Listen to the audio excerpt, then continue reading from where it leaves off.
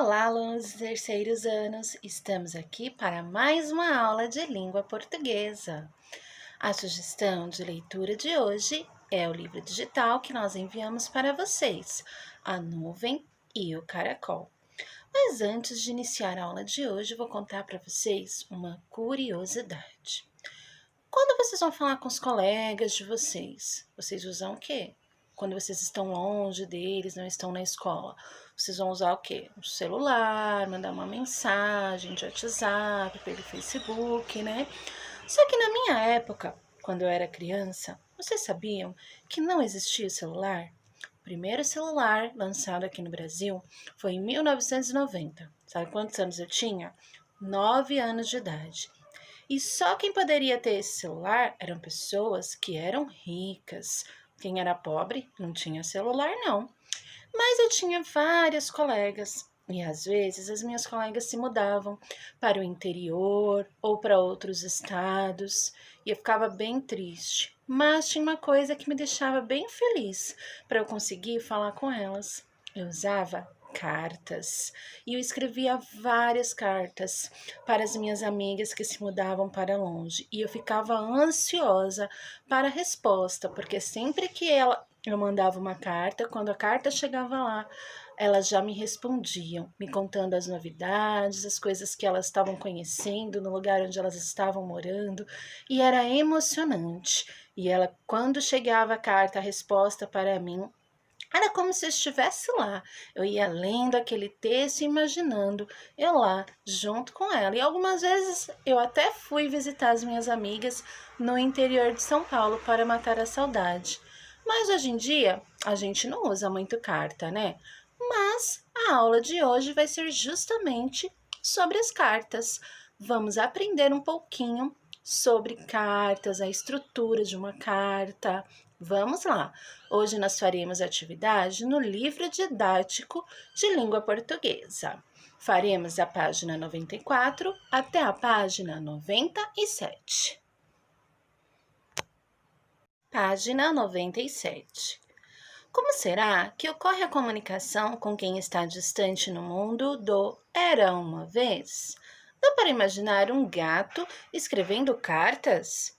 Com quem será que ele quer se comunicar? E por quê? Leia e descubra. Leitura de carta pessoal. Carta de Ronroroso. Caro tio Macabro, você sempre me disse que, se eu estivesse encrencado, deveria te procurar. Pois é, estou com um problemaço. Ajude-me! Minha bruxa não quer ser bruxa.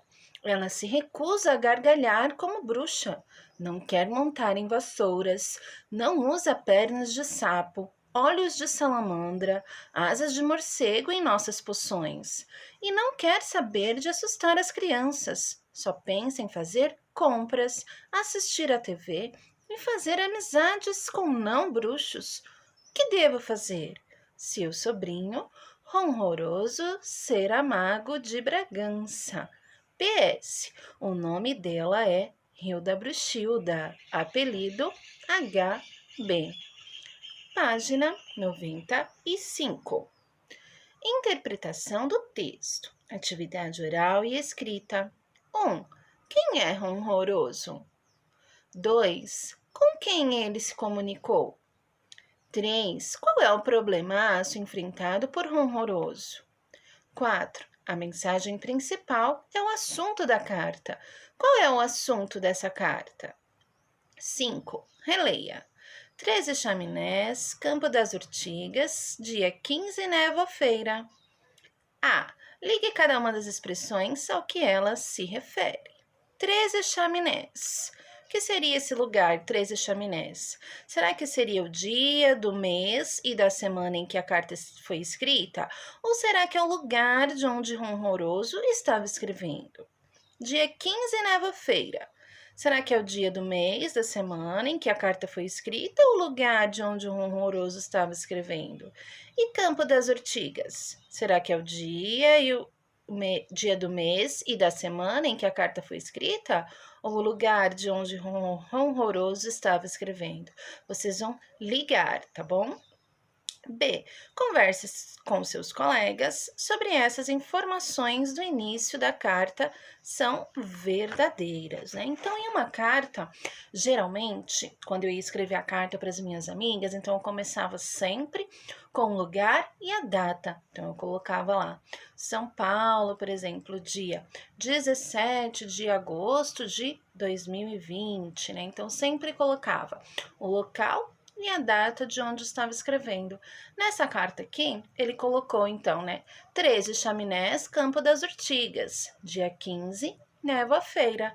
Então, aqui, 13 Chaminés, Campo das Urtigas, seria o local de onde ele estava escrevendo essa carta. E dia 15, névoa-feira, o dia. E será que isso é realmente verdadeiro? Existe esse lugar, 13 Chaminés, Campo das Urtigas? E existe dia 15, névoa-feira? Ou será que é uma história, uma carta inventada, né? O que vocês acham? A gente vai discutir sobre isso na nossa aula online à tarde, ok? Vamos para a página 96. 6. Veja que interessante a criação dos nomes dos personagens deste texto. A. Leia em voz alta. Caro tio macabro. Se Ronroso o chama de tio macabro, deve ser. Aí vocês vão assinalar a resposta com um xizinho. O tio dele, será que é um morcego, uma salamandra, um gato ou um sapo? B. Que palavra o nome do tio macabro pode lembrar? C. O que a palavra que você descobriu pode significar? D. Observe o nome Ronroso. Que palavra você conhece que lembra este nome? E. O nome Hilda Bruxilda lembra qual palavra? 7. Escreva a seguir uma das coisas que Hilda Bruxilda não quer mais fazer como uma bruxa. E 8. O que Hilda Bruxilda faz que não é visto como coisa de bruxa? Página 97. Releia um trecho da carta. Você sempre me disse que se eu estivesse encrencado, deveria te procurar. Pois é, estou com um problemaço. Ajude-me. Minha bruxa não quer ser bruxa. Ela se recusa a gargalhar como bruxa, não quer montar em vassouras, não usa pernas de sapo, olhos de salamandra e asas de morcego em nossas poções, e não quer saber de assustar as crianças. Só pensa em fazer compras, assistir à TV e fazer amizades com não bruxos. A. Observe as palavras escritas em letras maiores. Qual será a intenção de Ronroso ao fazer isso? Então, a palavra aqui, ó, que está escrita com letras maiores, né? Ó, ajude-me. Aí depois tem lá o E, o TV e o não, né? Por que será que essas palavras estão com letras maiores destacadas? B. Esse jeito de escrever com letras maiores, pedindo ajuda, mostra que. Então, vocês vão assinalar. Pode ser mais de uma alternativa aqui que vocês vão assinalar. O que ele quis dizer fazendo essas letras maiores destacadas? Ele quis dizer que Ronroso tinha intimidade com o tio. Ronroso não costumava falar com o tio. O tio era uma pessoa bem próxima de Ronroso. Ronroso não podia ser espontâneo, íntimo. O Ronroso era espontâneo ao falar com o seu tio. E 10. Em uma carta, 2 elementos que não devem faltar. Escreva o nome a que correspondem esses elementos da carta que você leu.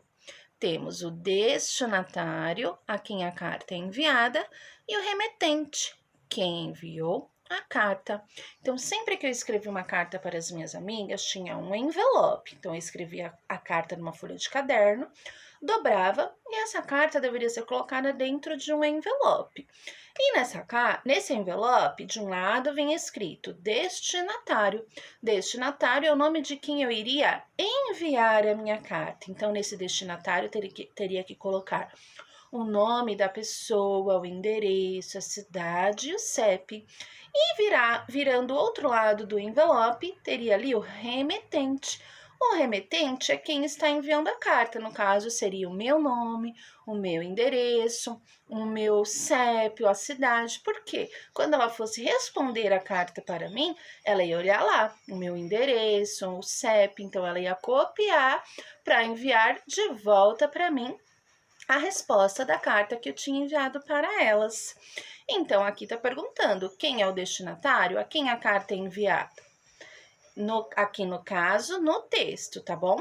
E o remetente, quem foi que enviou essa carta, né? E o interessante é que para a gente enviar essa carta, a gente teria que procurar um correio, que geralmente não era muito pertinho de casa.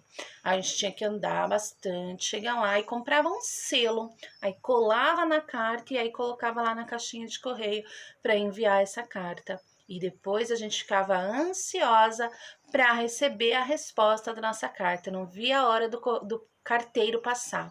Aí quando o carteiro passava, que ele não tinha nenhuma carta pra gente, a gente ficava até, minha amiga esqueceu de mim. Mas tinha dia que o carteiro ia e entregava a carta que a minha amiga tinha me enviado. E eu ficava muito feliz.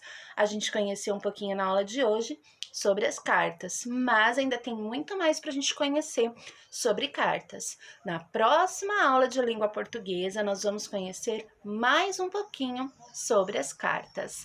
Até mais, grande beijo!